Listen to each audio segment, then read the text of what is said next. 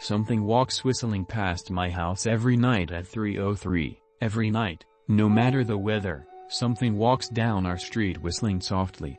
You can only hear it if you're in the living room or the kitchen when they walk by, and it always starts at exactly 3:03.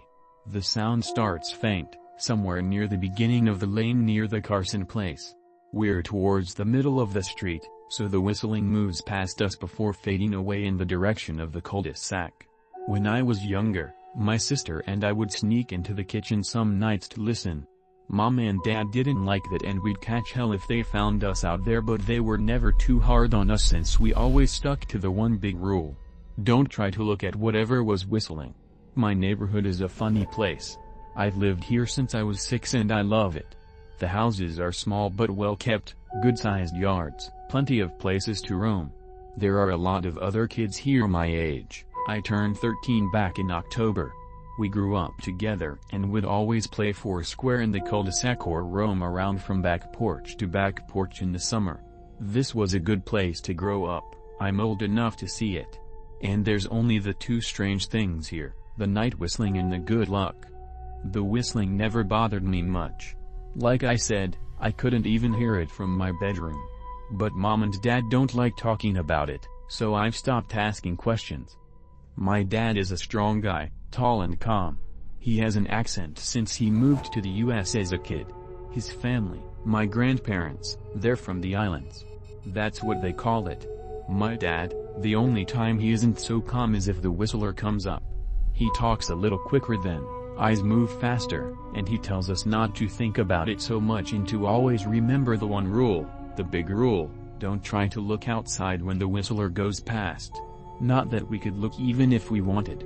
See, there are shutters on the inside of every window, thick pieces of heavy canvas that pull down from the top and latch to the bottom of the window frame. Each latch even has a small lock, about the size of what you'd find on a diary. My dad locks those shutters every night before we all go to bed and keeps the key in his room. My mom. I don't know what she thinks about the whistling.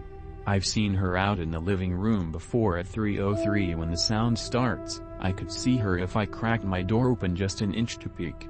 She's not out there often, at least I haven't caught her much, but once or twice a month I think she sits out there on our big red couch just listening. The whistler has the same tune every night. It '(s) cheerful. Did-a-da-da-da-dum. Did-a-da-da-da-dum.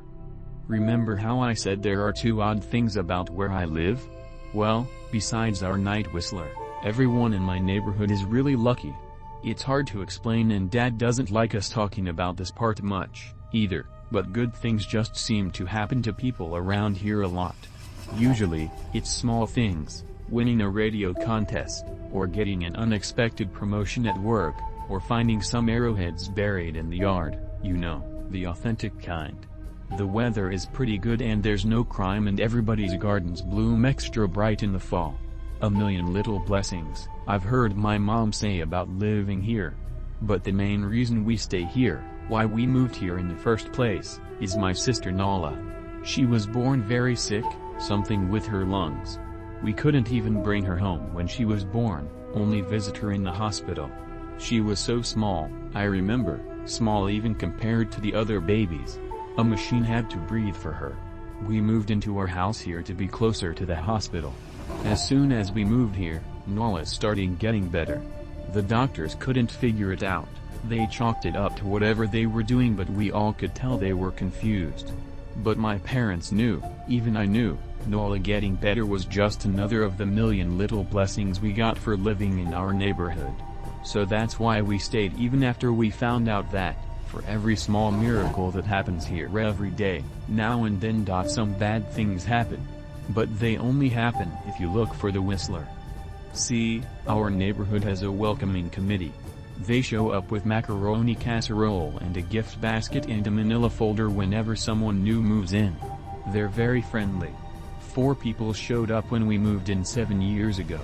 The committee made small talk, gave me a Snickers bar, and took turns holding Nala. It was her first week out of the hospital, so they were extra careful. Then the committee asked to speak to my parents in private, so I was sent to my room where I still managed to hear nearly every word. The welcoming committee told my parents about how nice the neighborhood was, really exceptionally, hard to explain kind of nice. And then they told my parents about the even harder to explain whistling that happened every morning at 3:03 and ended at the tick of 3:05. The group, our new neighbors, warned my parents that the whistling was quiet, would never harm or hurt us, as long as we didn't look for what was making the sound. This part they stressed, and I pushed my ear into the door straining to hear them. People who went looking for the whistler had their luck change, sometimes tragically. A black cloud would hang over anyone that looked. Anything that could go wrong, would. The manila envelope the committee brought over contained newspaper clippings, stories about car crashes and ruined lives, public deaths and freak accidents. Not everyone dies, I heard the head of the committee tell my dad. But the life goes out of him. Even if they live, there's no light in them ever again, no presence. My mom, I could tell she wasn't taking it seriously. She kept asking if this was some prank they play on new neighbors. At one point my mom got angry, accused the committee of trying to scare us out of our new home, asked them if they were racist on account of my dad being from the islands. My dad calmed her down, told her he could tell our new neighbors were sincere and they were just trying to help us. He explained that he grew up hearing these kinds of stories from his mom and that he knew there were strange things that walked among us. Some of those strange things were good and some were bad, but most were just different. After the committee left, Dad went out to the hardware store, bought the canvas blinds, the latches, and the locks and installed them on every window in the house after dinner. That first night in our new house, I crept out of my room at 3 a.m. only to find my dad awake sitting on the living room couch, holding my baby sister. My dad held up his finger in a SHH motion but patted the couch next to him. I sat and we waited. At exactly 3:03 we heard the whistling. Did-a-da-da-da-dum. Did-a-da-da-da-dum. It came and it went just like our neighbors said. The whistling returns each night and we never look, and we enjoy our million little blessings every day. Nala breathes on her own and she's grown into a strong, clever girl. My dad even joined the welcoming committee. We don't get new neighbors often, why would anyone want to leave? But when a new family moves in, my dad and the committee bring them macaroni casserole, a gift basket, and the manila folder. I can always tell by the look on my dad's face when he comes back if the family took the committee seriously or if we'd be getting new neighbors again very soon. Not long ago a family moved in directly next to us. The previous owner, Ms. Maddie, passed away at age 105. She lived a good, long life. Our new neighbors seemed like they'd fit in just fine. They believed the welcoming committee, took my dad's advice about the locking shutters since they had a young child of their own. Whatever newspaper clippings were in that manila envelope, whatever evidence, my dad never let us see. But I imagine it must have been awfully convincing since our neighbors got along with no issues for the first month. One night, when our new neighbors had to leave town, they sent their son, Holden, to stay with us. He was 12, a year under me in school. I didn't know him well before that night, but as soon as his parents dropped him off after dinner I could tell it was going to be a bad time.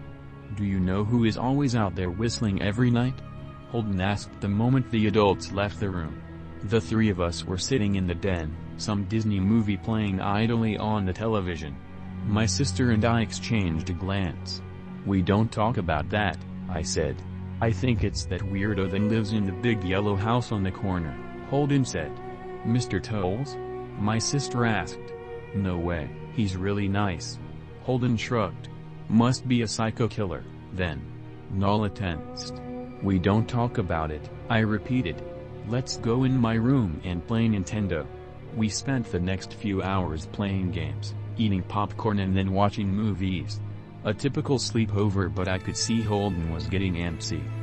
After my parents had wished us a good night, locked the blinds, and gone to bed, Holden stood up from his beanbag and walked over to where Nala and I were sitting on my bed.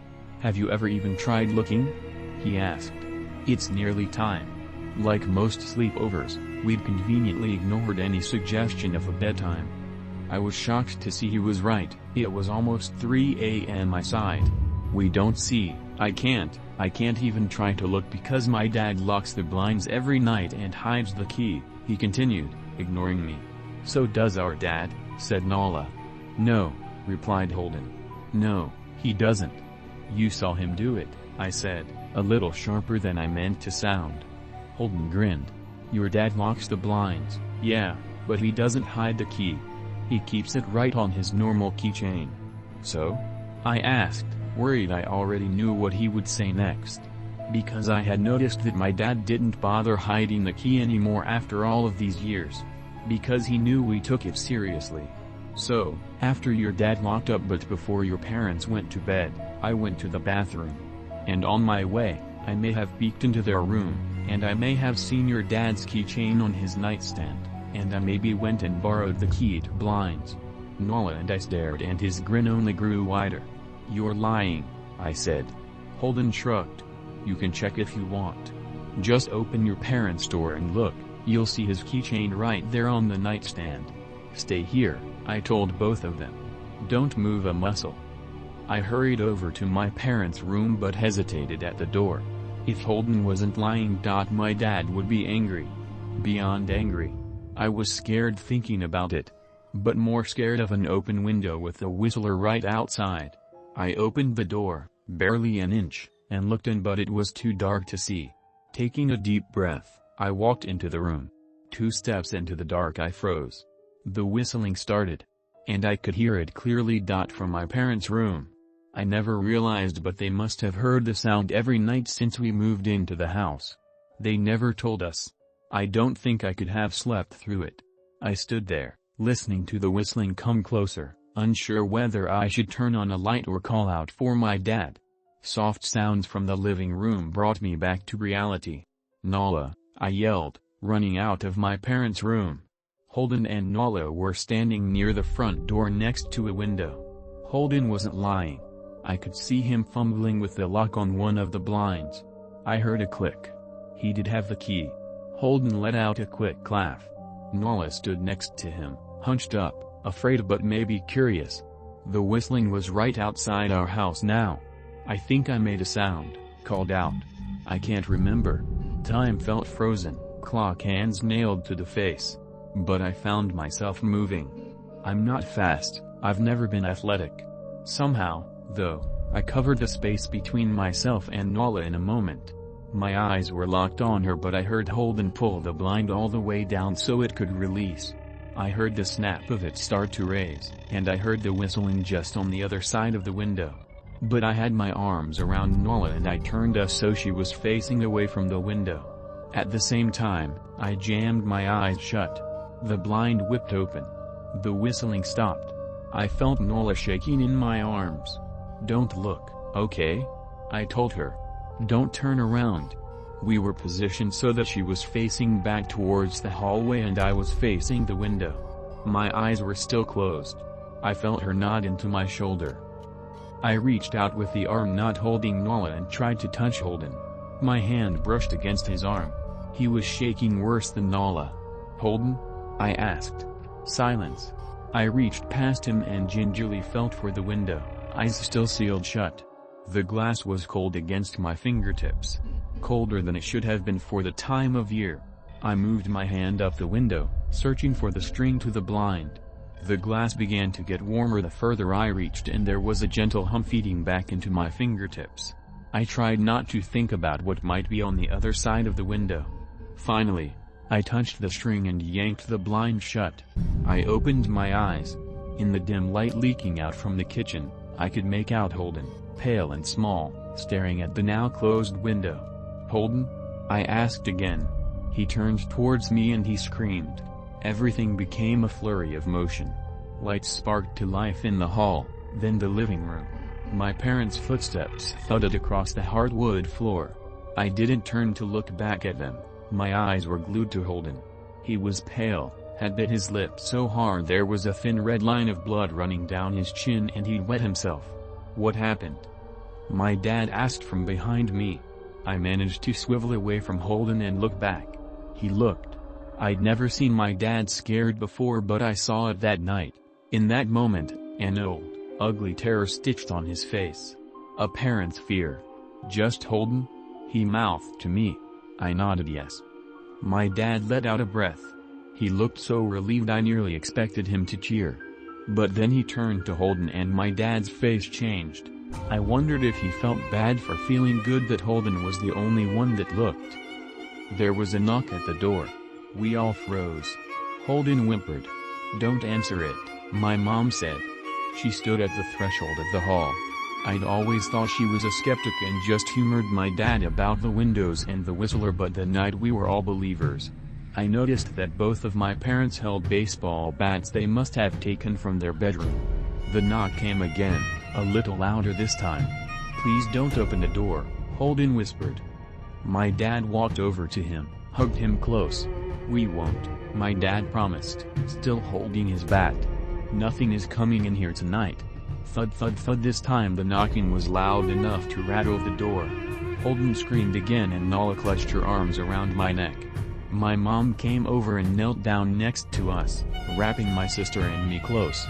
"Thud thud thud. Call the police," my mom whispered to my dad. The knocking instantly stopped. My dad looked over his shoulder at us. Do you think he was cut off by frantic knocking that trailed off to a polite tap tap tap? "Police," something said from the other side of the door.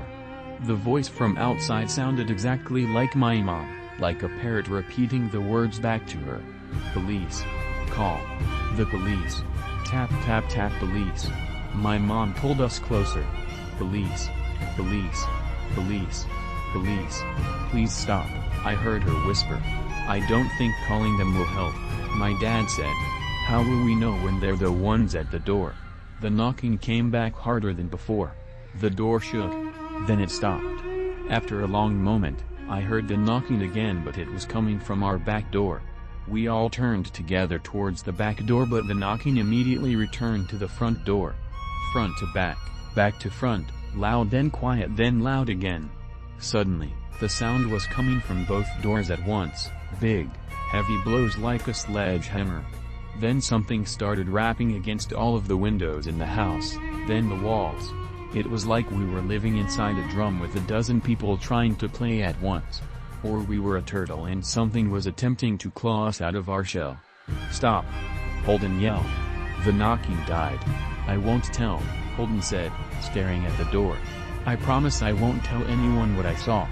Just please go away." We waited for nearly a minute.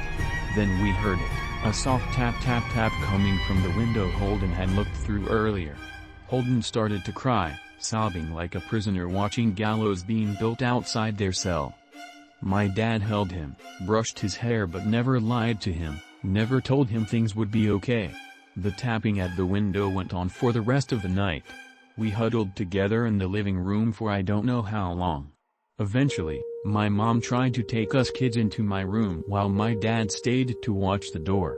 But the second we moved into my bedroom the knocking came back, so loud it was possible to ignore. I was afraid the door couldn't take it. We went back to the living room and the knocking stopped. Only the tap tap tap on the window remained. None of us slept that night. The tapping stopped around 7 a.m. That's about the time the sun comes up here. We waited another 2 hours before my dad opened the blinds from one window. He made us all go back to my parents' bedroom first. I heard him open the door then come back in. "Okay," he told us. "It's done." Holden's parents came back around lunchtime. My mom and dad walked Holden over to his house and they all went inside for quite a while. Nala and I watched from the window. She stuck to me the whole day, right at my side, sometimes holding my hand. When my parents came back they looked grim but wouldn't tell us what they said to Holden's family. It was a Sunday so we all spent the day together, ordered pizza and watched movies. That night everyone slept in my room, Nala and my mom in the bed with me, my dad in a chair he pulled over. There was no knocking that night or any night since. We didn't see much of Holden or his parents for the rest of that week, but by Thursday there was a moving truck in their driveway. Nala and I watched them packing up the whole afternoon after school. What sticks with me most is how tired Holden and his parents looked. All three had the same pallor, grim mouths and lightless eyes. Even from across the street I could tell something was very wrong. Holden and his family were gone before sunset. I remember what the original welcoming committee said to my parents when we moved in.